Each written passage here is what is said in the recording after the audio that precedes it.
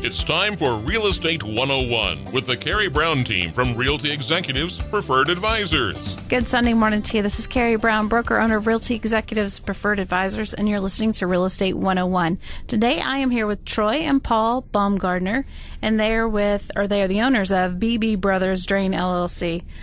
Tell us, guys, what all do you guys do? Well, good morning, Karey. I'm Paul, and this is Troy. Hello.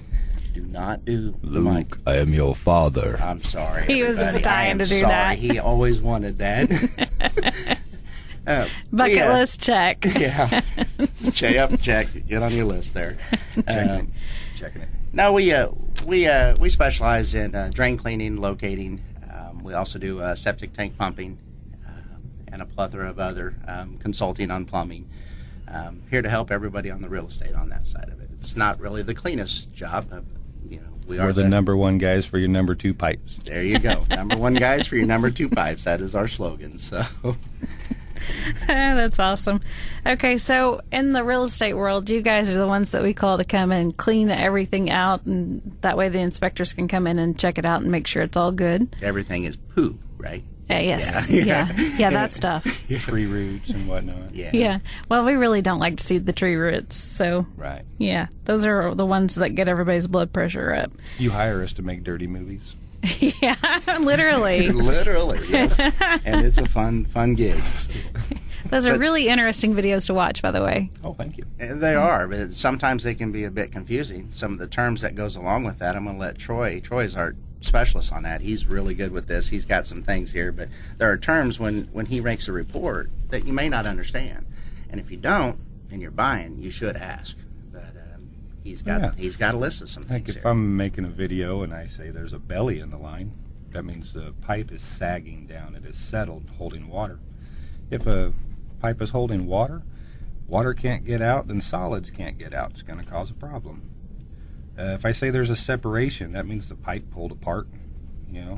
An offset means this one section is settled and the other one didn't, so you don't have a continuing pipe anymore. Root intrusion. There's tree roots in your pipe. Well, roots in your pipe's bad because it can catch solids and create a backup. You can auger those out, but they are going to grow back because trees are alive and they're going to go back for water. The only way to continue to keep them out all the time is to change that pipe. A collapse, smashing of a pipe, that would be a collapse. Ground. Going good. No, going good. The collapse. Oh, the collapsing of a pipe is when the weight of the ground smashes it and it's no longer round, it's oval. But those are some terms that people get confused on. I get phone calls, hey, what does a belly mean? Yeah, that's one that confuses a lot. It's not the body part; it's an actual belly. But a belly is a problem with the install. Typically, sometimes you don't have the bedding down, and that's going to cause lots of problems later on. Well, ground shift can cause it. We live in Kansas, hot, cold, wet, dry. Just depends on the season, and things are always moving underground. And unfortunately, we don't have those X-ray glasses. Mm-hmm. We don't. They sold those glasses last year for the Lunar, the eclipse, solar eclipse. but that doesn't see through the ground. So The question is, did you try it? No. I tried, and I did. He might not. I tried. I was working. I was gullible. It got dark. But one thing Troy does a really good job of is when he's at this site and we're inspecting and we find a belly, he'll go out and he'll locate that area. So from that area, it maybe the whole line's not bellied. There might only be a 10-foot section, a 5-foot section, or maybe it's multiple sections. At that point, he'll go out and he will mark that. And when Troy marks it, it's there. Even though he gets questioned all the time, when he marks the depth and where it's at, it's there. The technology we have is good, but the operator is even better than the technology. Oh, thanks. Oh, look at that. He said something nice. I'm blushing. He actually kind of is. Yeah. A lot of people also ask after I auger tree roots out, well, how long will this last? I can't answer that. Nobody can answer that. Well, maybe a botanist. It kind of depends on how dry the weather is. If it's very dry, trees are going to send roots looking for water faster than normal. If it's wet, they're probably not going to send roots out quite as fast. But if there's tree roots in your sewer line, they're also getting fertilizer because they do kind of eat what we let out. You know? That's gross. So the reality of that is when he gets them removed, they're coming back. Oh, yeah. There's a broken line. There's a reason why those roots were there. Came in a joint or something. And the one thing we get a lot of is, your cable broke my line. That's not going to happen from an inside of the line. He'll clean that line, and then at that point in time, they're going to come back. So important on a real estate, if you have roots that are coming in, at some point, replacement or repair is in its future. And that's kind of one of those things. It's a hard thing to say, Mr. Homeowner or the future homeowner, here's your problem. But it is what it is. And some of the multiple different kinds of pipes is going to be different levels of what you have. There's Orangeburg, there's clay tile, there's cast iron, there's PVC, and there's different levels of that, of some of those. Some of those are not connectable. Orangeburg, not connectable. When we run into that, it's one of those, that's a replacement, typically from the home to the main. And people think Orangeburg is orange. It's not. If there's an orange pipe in your ground, that's clay tile. Don't let a technician say orange is Orangeburg. Orangeburg is black. It was roofing tar paper, 6 layers thick, rolled into a circle. Now, the pressure of the soil smashes that flat. And makes it oval. So in a video inspection, while you're looking at this, because Troy's going to hand you, when he's done, a flash drive and say, here you go to whoever is paying for that inspection. You will physically see, if it's Orangeburg, that it will be ovaled. We still have some that come that are good. I'm not sure how, because the way our cans. I think those are the shallow ones. Yeah, but you can clearly see on a video. So I'll look at an inspection after he's done, especially if there's one that's questionable that might need to be replaced. And if it's ovaled, you can clearly tell. And then, as a video inspector, you stop at a joint, and the joint will tell you if it's round or oval.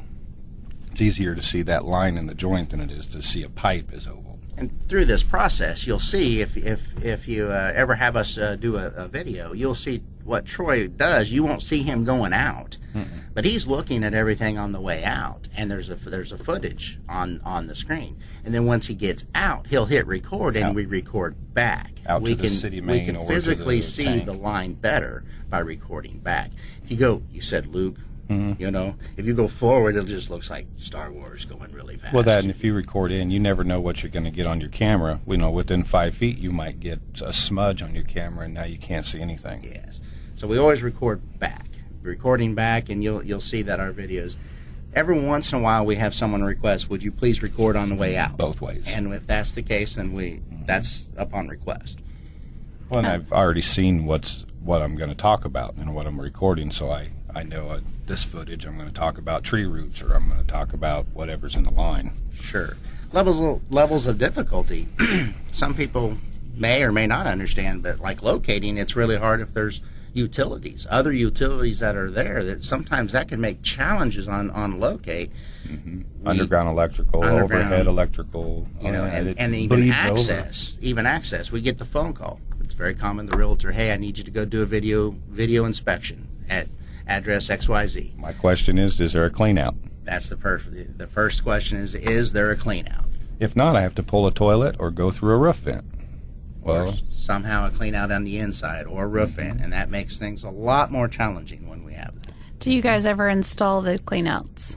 We do not. We know we're friends with plumbers who do. We have a network of plumbers and contractors that help us. It's kind of we have a network that actually. So in a clean out situation, we hire the plumber, the licensed plumber, and then he will install that clean out for us. Same way with if there's a sewer replacement, we contract the licensed plumber, and we give a price to one way or the other, and then we replace it. Kind of works hand in hand. They don't like to auger, and we don't like to plumb. And that is true. So friends in low places, right? Or dirty places. Dirty places. There you go. Okay, so let's talk about maintenance. So say you have a septic inside of, or period, anytime you have a septic, it has to be pumped, and then it has to be inspected. So let's talk about maintenance, because I know that that's been a big hot button, because, there's so many misconceptions about how you keep that in good shape. Well, on a septic line, let's start with basically the concept of a sewer line and a septic line.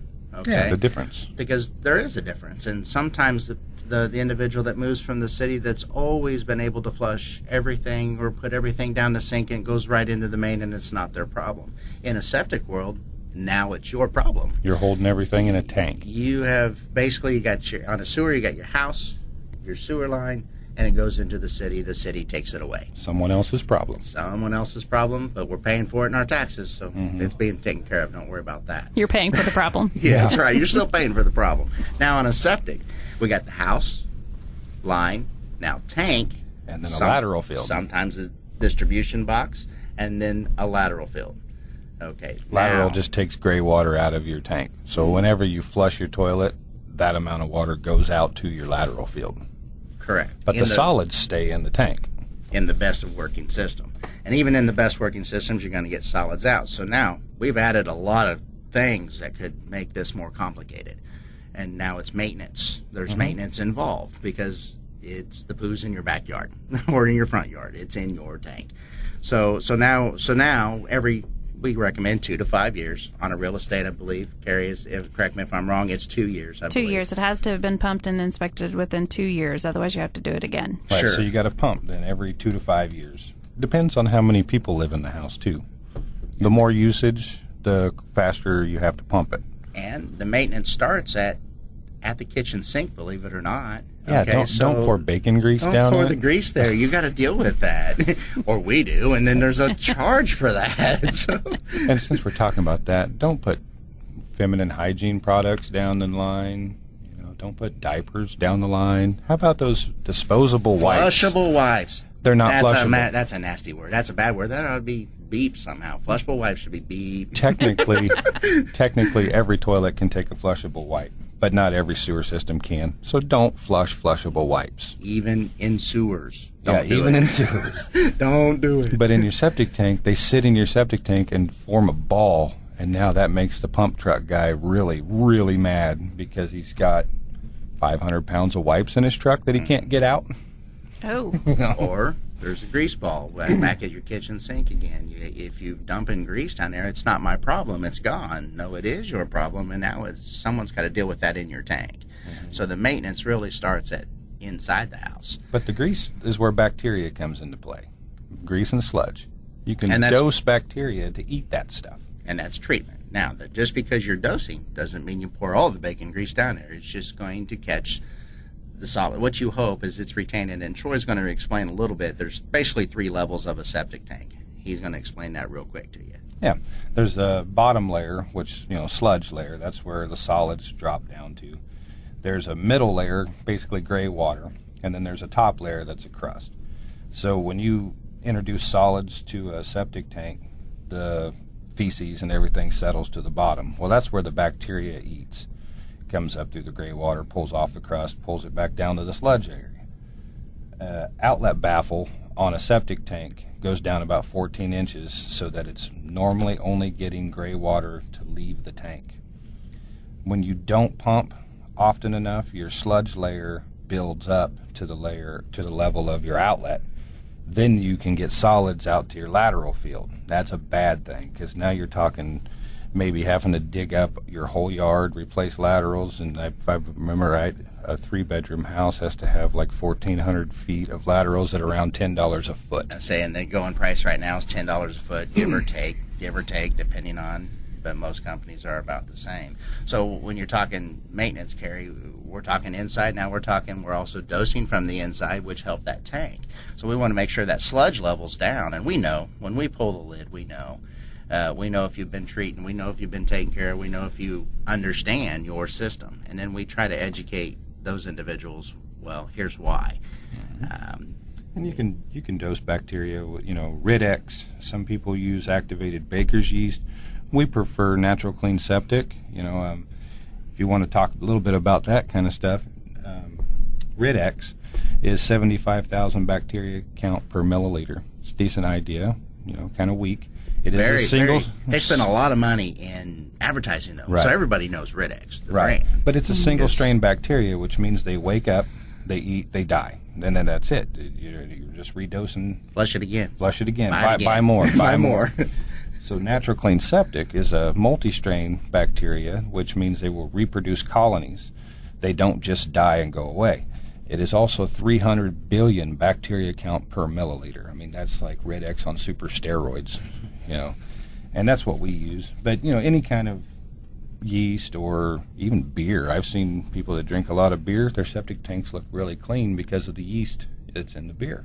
We're going to put in a break right here. Here's a word from our sponsors. Southwest Topeka has a good neighbor. State Farm agent Jim Garrison, now at 29th and Urish. If your current insurance situation has you going around in circles, get off the roundabout and stop in and meet Jim and his wonderfully efficient staff. Let Jim Garrison give you a quote and make the Garrison comparison. He's confident that with State Farm's competitive rates, the right coverage, and his unmatched service, you'll want to make him your new insurance agent. Like a good neighbor, State Farm is there. And Jim Garrison is there for you, northeast of the roundabout at 29th and Urish. This is Stephen Parkin at Invista Credit Union. Purchasing a home is one of the most exciting and important decisions someone can make.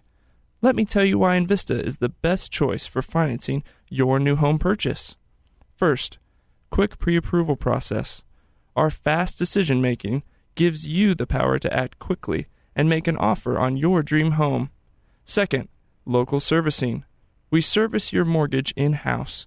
You won't get a long-distance runaround, but a committed professional whose only job is to help you. Third, experienced team. We are dedicated to simplifying the process and educating you through the home buying process. Come by Invista. It's okay to dream. In fact, it's encouraged. We are your home buying partner. Give us a call at 785-228-0149.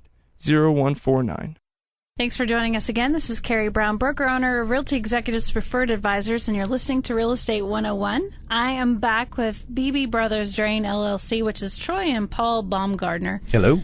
Hi. He did not do it. I was surprised. If you Luke, I am your father. There you go. He's been dying to do that, so he got to do it in the first half. So twice, 2 checks on the bucket list. 2 checks on the bucket list. 2 checks, yeah. All right. So we were talking about, before the break, keeping your septic tank in good working order. And so with that being said, we figured we probably should touch a little bit more on things you should not flush into a septic tank. But basketballs, golf balls, no foreign objects. Toys. Bleach. Yeah, bleach will kill bacteria in your septic tank, and then your sludge starts to build up. Any caustic chemicals, and a lot of those chemicals you're going to use in your household things to clean tubs and different things. Just go conservative, especially if you're on the septic. Once again, the difference between sewer and septic, you're dealing with that septic. Because you're holding your own poo in your backyard. And the chemicals you're putting there. So everything you're putting there is you're dealing with that stuff. Troy's had some unique experiences when he's cleaning these out. Some of them we can't see on the radio. We've been filtered. Yeah. They have been, actually. Yeah, so we're going to keep it positive. But, boy, it is amazing. He's got some stories. And if you look on our site and different pictures, we have some pictures of some things that he's pulled out that's quite amazing. Like root packs that are 4 foot long. Really? Oh, yeah. How do you do that in a 4-inch pipe? That's Squirrels. amazing. Squirrel. We Rabbits. got a squirrel in one. Different things. But when it gets down to, Karey, when your septic and your sewer are the same thing, okay? But the septic, you're going to have more maintenance on it. There's going to be more cost involved with maintenance, and anytime you have that. Pumping, if you're building and that, or if you're buying, you want to know where your tank's at. The county here does a great job of saying, hey, it's here. There's a map, and they kind of require that map. I'm sure you've seen many of those kind of maps. We have to find them if they don't have risers. One thing we do, another part of the maintenance side of that, is when we locate that tank, we'll expose that tank, then we'll put a riser on that tank. Now, then it's no longer out of sight, out of mind. You got this 6-inch pipe, or if you're in an NEK area, a 24-inch riser, and now you can see that thing and you're reminded, I got to get this pumped. But you can see it. Keep your eyes open, so when you're riding your mower, don't hit it, because it happens. Because you get to pay to get the mower repaired too. And the nice part is we like to bring it above grade so you physically see it. A lot of people want them real down flush. We'd prefer way high. That way you can see it. Yeah, if you live in the county, everybody around you knows that, okay, you got to have access to your tank. But that's important, the access to the tank. But if you do not have one, Beebe Brothers can take care of that for you as well. We can get you a new lid, new riser. And regulations are always changing on that, and each county has kind of a different regulation on how they want to do that. For instance, NEK, Troy mentioned the words NEK, that's basically the Northeast Kansas version, and they require 24-inch. So we now have a supplier, and we can make those 24-inch. And now that we put a few of those in, I'm going to be honest, it's kind of nice. You got an actual manhole instead of a 6-inch riser pipe to work with, and that's easier on the pumper. And the eyesore is a little bigger because it's 24-inch, but at the same time, the access is way better. For pumpers, it's really nice. But hey, the lid's green, kind of matches the grass. Yeah, and that is true. I will say that we've had to go out and search for them because, we knew that the guy coming out to pump is going to be on a short time frame because it was one of those quick deals. Yeah. And so I've gone out and had to try and find them, and I found them in flower beds like massive flower beds. Because people try to disguise that eyesore. Yeah, that's fun, especially when you're in heels. It's a blast trying to find them. I bet that is fun. Mm-hmm. You should try finding them when there is no riser. It's pretty interesting. It makes it real interesting. That's where the camera equipment comes in and locator. Absolutely. I can witch them with 2 pieces of wire. That's pretty good. But let's say you have the lid exposed. The riser's there, the lid's there, 24 or 6, whatever it is, or you have the complete lid to expose. Back to that maintenance. Let's pull that cap. Take a look in. Troy, what am I looking at that point?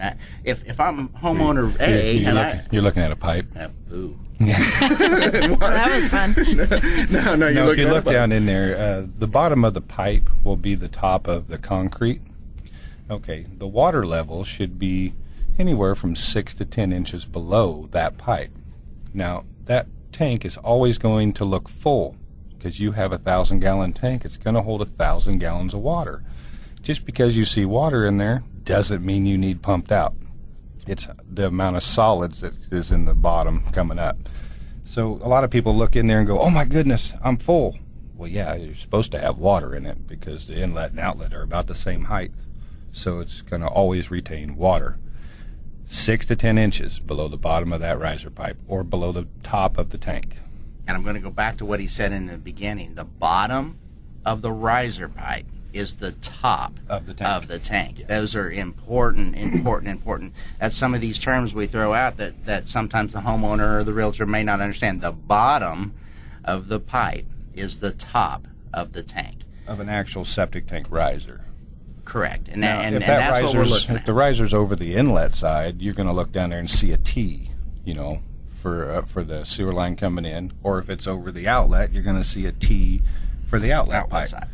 The water level should be below those pipes. 6 to 10 inches is like he said, and that's the key. Well, 6 to 10 inches from the top of the tank. So once we look in there, that's when that maintenance side, once again, it all goes to you're responsible for your own poo there. So you got to go out there, and that's how you can check. We get calls daily on this. Be careful checking. Don't lose your flashlight. Try not to use your cell phone as a flashlight. Keep your cell phone because away. I've seen people drop them in there. And recovery, you don't want that phone. It's done if that happens. I had to climb in a grease interceptor because I dropped my cell phone in it after I pumped it, and yeah, that's not good. It smells. No, it's bad stuff. Don't ever put yourself in that position. I had to get a oxygen monitor and everything, and it just wasn't good. No good stuff. So real quick, when it comes to real estate, one of the determining things about whether or not your septic tank is big enough is the number of bedrooms have to match up with the laterals. So Right. if you have more bedrooms than you have laterals, you will have to add. We have actually had to do that before. Yes, they go off of number of bedrooms, not number of bathrooms. Right. Because number of bedrooms tells them how many people's going to live in the house. And the nice part about that is whatever county you're purchasing in, your county inspector there is going to have all that information. And each county does that, breaks that down, and they break it down pretty kindergarten style, if you want to be honest. And it is. It's pretty simple. They have their calculations, and as long as you're friendly with them, you always should be friendly with an inspector anyway, but if you're friendly You're with smart, them... you are. Yeah, that's right, because you're at their mercy here. But if you're friendly with them, they're going to be friendly right back, and they're going to give you the answers. Now, you may not like the answer, but that is the answer. So You can't buck their system. No, Right. don't do it. And it's really, whenever it comes to selling a property that does have a septic, it's always best to just go ahead and do that before you put it on the market. Go ahead, get it pumped, get the inspector out to look at it. It's good for 2 years. So once you get it done, you got a 2-year period. No reason to not already be prepared. That way you're not going to get blindsided at the 9th hour right before closing because, they're busy too. And what if they're late getting out because of their schedule? And all of a sudden we've got a problem. Well, we're probably not going to close on time.